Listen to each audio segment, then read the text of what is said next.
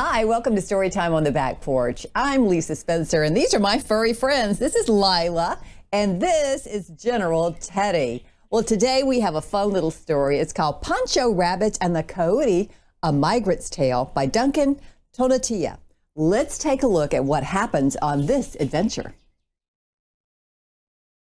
One spring, the rains did not come, and the crops could not grow.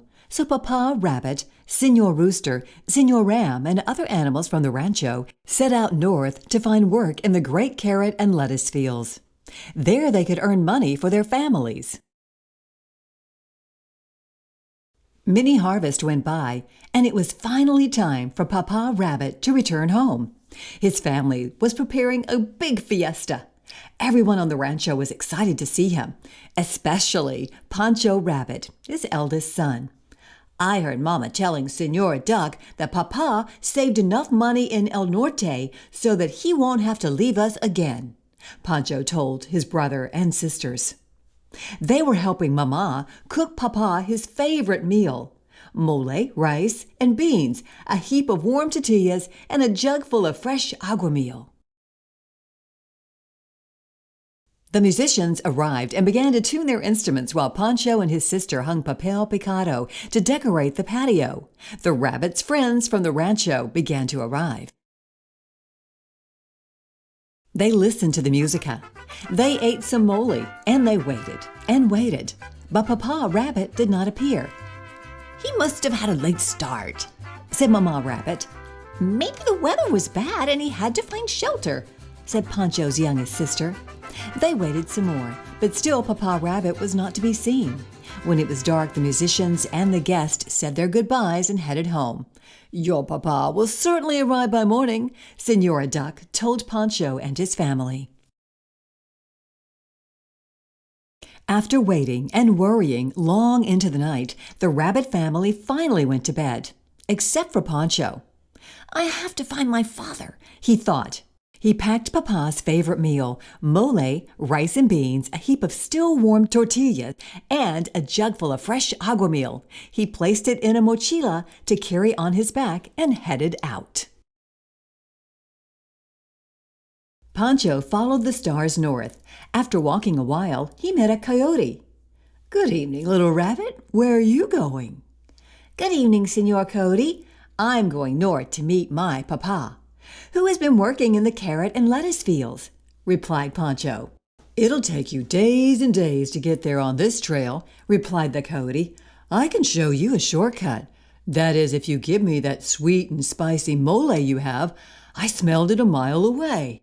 Pancho did not wish to give his father's mole away, but he missed him terribly. "As long as it gets me closer to Papa," he said, and he let the coyote have it. The coyote led Pancho to the train tracks. As the sun rose, he showed Pancho how to jump onto a passing car. The train was running so fast, poor Pancho almost fell off. They rode atop the train, zooming through the countryside. When the train slowed for a curve, Pancho and the coyote leaped off. "We must now cross the river," said the coyote. "Senor Coyote, I don't know how to swim," said Pancho. The water was murky and rushed by very fast. He was scared. "I will help you reach the other side," said the coyote, "but I will be exhausted after I do. Once we are across, I need to eat the rice and beans you are carrying to regain my strength." "Fine," said Pancho, "as long as it gets me closer to Papa." The coyote picked up a tire that was junked on the riverbank. Pancho gathered all his courage and held on tight. Splash! They jumped into the river. The coyote helped him float to the far bank. And although he did not want to, Pancho gave the coyote the rice and beans, just as he had promised. The sun was high in the sky now. Pancho and the coyote walked and soon reached a very tall fence that separated the south from the north. It was impossible to jump or climb over. "There is a tunnel we can use," said the coyote, "but the snakes watch it. If you give them the tortillas you are carrying, I'm sure they will let us through."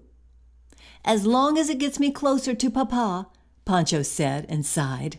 The Coyote talked to the snakes. They agreed to let them pass, but demanded every single one of Pancho's tortillas. Pancho and the Coyote entered the tunnel. It was dark, narrow, and very long. When they emerged, Pancho and the Coyote were on the north side of the fence. They were in El Norte.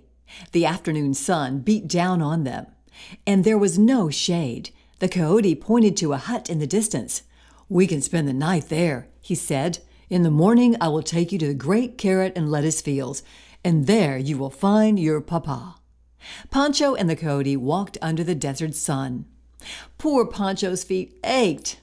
"Give me some of that agua meal you have, little rabbit," said the Coyote. "I feel dizzy. If I don't drink something, I will collapse and we will never get there." Pancho gave the Coyote some agua meal. The sand and air were scorching hot, and Pancho felt dizzy. He was very thirsty, and he drank the remainder. "As long as it gets me closer to Papa," repeated Pancho to himself in a daze. When Pancho and the Coyote reached the hut, it was dark. The Coyote built a small fire for light and warmth, because at night the desert is freezing cold. "I am so hungry after all that walking," said the Coyote. "Do you have any more mole, little rabbit?" "No, Señor Coyote. You ate it all." "Any more rice and beans?" "No, Señor Coyote. You ate it all." "Any more tortillas?" "No, Señor Coyote. The snakes ate them all. There's nothing left, not even a drop of agua meal." "In that case," said the Coyote, "I will roast you in the fire and eat you." With a cry, Pancho leapt for the door. He was the fastest animal back on the rancho, and normally he could outrun the Coyote. But he was tired from the long journey. He could not reach the door. He could not reach the window. All he could do was huddle in a corner as the Coyote slowly approached.